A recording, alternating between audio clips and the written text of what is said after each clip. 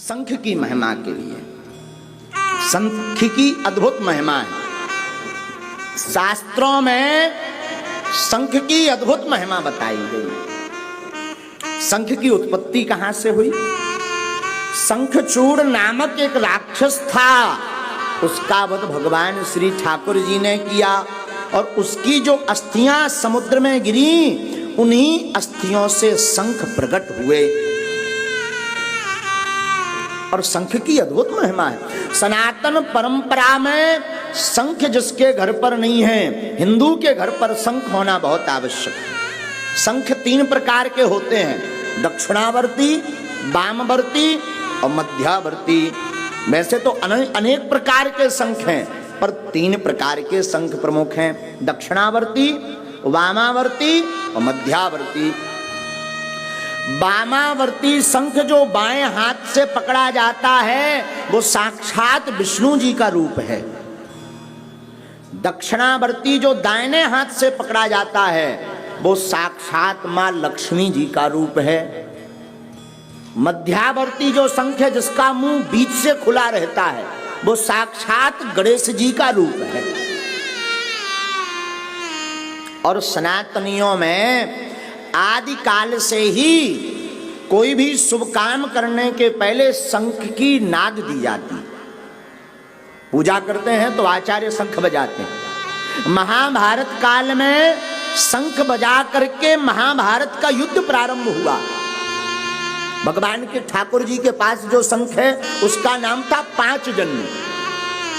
गीता में आया है, पांचजन्यम ऋषिकेशो देवदत्तम धनंजय पौंड्रम दधिमौ महाशंखम भीमकर्मा वृकोदरा। भगवान कृष्ण के पास पांचजन्य नामक शंख था। भगवान भैया 5 पांडवों में अर्जुन जी के पास देवदत्तक नामक शंख था। युधिष्ठिर के पास अनंत विजय नामक शंख था। युधिष्ठिर जी अनंत विजय से, अनंत विजयम राजा कुंती पुत्रो युधिष्ठिरा नकुल सहदेवस्य सुघोषमणि पुष्पिकौ। नकुल जी के पास में सुघोष नाम का शंख था। भीमसेन के पास में पौंड्र नाम का शंख था और सहदेव जी के पास में मणि पुष्पक नाम का शंख था। और सबसे विशाल गर्जना नाद जिसकी थी, वो पांचजन्य नामक शंख की थी। अद्भुत शंख है पांचजन्य। और जिस हिंदू के घर पर शंख नहीं है, उसके घर पर प्रेतों का वास होता है। भैया शंख अद्भुत है, शंख की महिमा अद्भुत है। हम कल आपको बता रहे थे सत्यनारायण क्यों करवानी चाहिए। सत्यनारायण में, भागवत में शंख का प्रयोग आज के जमाने में, जब से जो मॉडर्न जमाना होगा, जब से भागवत में तो शंख को प्रयोग कम होगा, लेकिन सत्यनारायण की कथा में जरूर होगा। जो भूदेव ब्राह्मण है वो शंख लेकर आते, गरुड़ बजाते और शंख बजाते। शंख से महाराज वैज्ञानिक भी मानते हैं कि जो विषाणु होते हैं वो शंख के नाद से बुरे विषाणु समाप्त हो जाते। शंख से समृद्धि आती, शंख से सौभाग्य प्राप्त होता है, शंख को घर पर रखने से स्वास्थ्य लाभ होता। और जो व्यक्ति प्रतिदिन शंख बजाता, उसके फेफड़े मजबूत रहते हैं। हाँ, शंख की अद्भुत महिमा है। श्वास रोकने की सामर्थ्यता भी शंख बजाने वाले को प्राप्त होती है। भागवत में जितासनो जितश्वासो जित संगो जितेंद्रियः, श्वास की महिमा भी बताई। तो शंख प्रतिदिन हिंदू को, सनातनीय व्यक्ति को बजाना चाहिए और शंख का पूजन भी करना चाहिए। यहां तक कि एक संत हमको बता रहे थे, महाराज जी शंख के जल को, शंख में जल भर के रख दिया जाए और ठाकुर जी को ऐसा प्रदक्षिणा करा करके उस जल को अगर घर पर छिड़काव कर दिया जाए, तो घर से प्रेत बाधा जैसी महामारी भाग जाती है, रोग भाग जाते हैं, प्रेत बाधा दूर हो जाती है। शंख नाद से धर्म का वातावरण बनता है। कोई हमसे पूछे कि आपकी दृष्टि में शंख की महिमा क्या है, तो हमारी दृष्टि तो कहती है सनातनियों की पहचान ही शंख है। सनातनी का घर है, इसकी पहचान क्या है? वीआईपी कमरा नहीं है, एलईडी बढ़िया लगी हो, एसी लगी हो, ये सनातनियों का घर नहीं है। सनातनियों का घर तब है उनके घर पर ठाकुर जी हो, ध्वज लगा हो दरवाजे पर, चिन्ह बने हुए हो दरवाजे पर, और पूजा मंदिर में शंख रखा हो तो समझ जाइए ये पक्का सनातनी है। हनुमान जी देखो, कई लोग पूछते महाराज क्या जरूरत है ये सब करवे की, सेंत में इसके उपद्रव करवे की, चिन्ह बनाओ करो, भगवान को मंदिर बनाओ करो। भगवान को मंदिर एक जगह रहे तो घर में क्या जरूरत है? लेकिन जरूरी है, पूछिए क्यों? इसलिए जरूरी है कि हनुमान जी जब लंका में जाते हैं तो विभीषण के घर की पहचान कैसे करते हैं? राम नाम,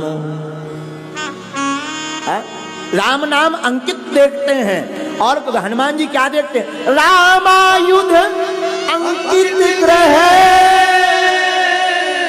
शोभा नव तुलसी का वृंद तहे, देख हरस कबीरा। हनुमान जी देखते हैं दरवाजे पर राम जी के आयुध बने, धनुष बना, बाण बना, चक्र सुदर्शन बना, तो हनुमान जी समझ गए कि विदेश लंका में भी ये बने, जरूर ये कोई राम का भक्त है। तो हनुमान जी रुके कहाँ? वैसे तो हनुमान जी मंदिर मंदिर प्रतिकर सोधा, मंदिर मंदिर प्रतिकर सोधा, मंदिर मंदिर प्रतिकर सोधा, मंदिर मंदिर प्रतिकर सोधा। हनुमान जी लंका के प्रत्येक घर घर में गए, घर घर गए, पर टिके कहीं नहीं। रावण के भी घर गए, दशकंदर के भवन में गए, और दशकंदर के भवन में भी हनुमान जी टिके नहीं, पर टिके कहां, रुके कहां? रामायुध अंकित गृहे शोभा बरनि न जाए, रामायुध अंकित गृहे शोभा बरनि न जाए, नव तुलसी का वृंद है, नव तुलसी का वृंद है, देख हरस कपीरा, देख हरस कपीरा। श्री राम जय राम जय जय राम, श्री राम जय राम जय राम, श्री राम जय राम जय राम। हनुमान जी अगर रुकते हैं तो विभीषण जी के दरवाजे पर, क्यों? क्योंकि विभीषण जी के दरवाजे पर रामायुध हैं, राम जी के चिन्ह बने हुए हैं। तो कई लोग पूछते महाराज घर में मंदिर बनाने की क्या जरूरत, आयुधों को बनाने की क्या जरूरत? हम कहते हैं हनुमान को बुलाना है तो घर में शंख और आयुध बनाना जरूरी है, हाँ बहुत आवश्यक है। तो सनातनियों की पहचान है शंख। क्या पहचान है? शंख की अद्भुत महिमा है।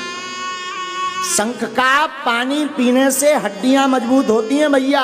हाँ, कोई कमजोर हो, ज्यादा हड्डी टूटती हो, रोज शंख का पानी पियो। नकली शंख का मत पी लियो, कैल्शियम बारे का, वरना टूट उल्टी जाएगी। हाँ, असली शंख का। तो कई लोग प्रश्न करेंगे महाराज असली और नकली कैसे पता करें? जो असली शंख होगा उसको और नकली शंख होगा उसको, दोनों को आप पानी में डालो, खारे पानी में, नमक वाले पानी में 7 से 10 दिन तक के लिए। जो नकली होगा वो अपने आप खारे पानी में टूट जाएगा, और जो असली होगा वो टूटेगा नहीं। समझ जाना ये असली है। ये पहचान है शंख की। तो शंख के जल से हड्डियां मजबूत होती हैं। और हमने सुना, कल हमें एक वैज्ञानिक बता रहे थे, 1928 में बर्लिन की यूनिवर्सिटी में एक शोध किया गया शंख के ऊपर। 1928 में बर्लिन की यूनिवर्सिटी में महाराज जी शोध किया गया शंख के ऊपर में, जिसमें ये निकला कि शंख की ध्वनि से, एक बार 2 मिनट की ध्वनि से 1.25 करोड़ विषैले विषाणु मर जाते हैं। इतनी महिमा है शंख में। ये हम नहीं कह रहे, वैज्ञानिक मान रहे ऐसा। बर्लिन की यूनिवर्सिटी में ऐसा शोध किया। और क्या कहवे शंख की महिमा। शंख की महिमा से भूत तो भागते हैं, शंख की महिमा से धर्ममय वातावरण तो बनता है। पर संगीत के परम गुणज्ञ तानसेन ने भी शंख के द्वारा ही गायन की सिद्धि प्राप्त की थी। तानसेन ने शंख बजा बजा करके गायन की सिद्धि प्राप्त की थी तानसेन। इतनी महिमा है शंख की। शंख की अद्भुत महिमा भैया। और क्या कहवे शंख की महिमा के बारे में।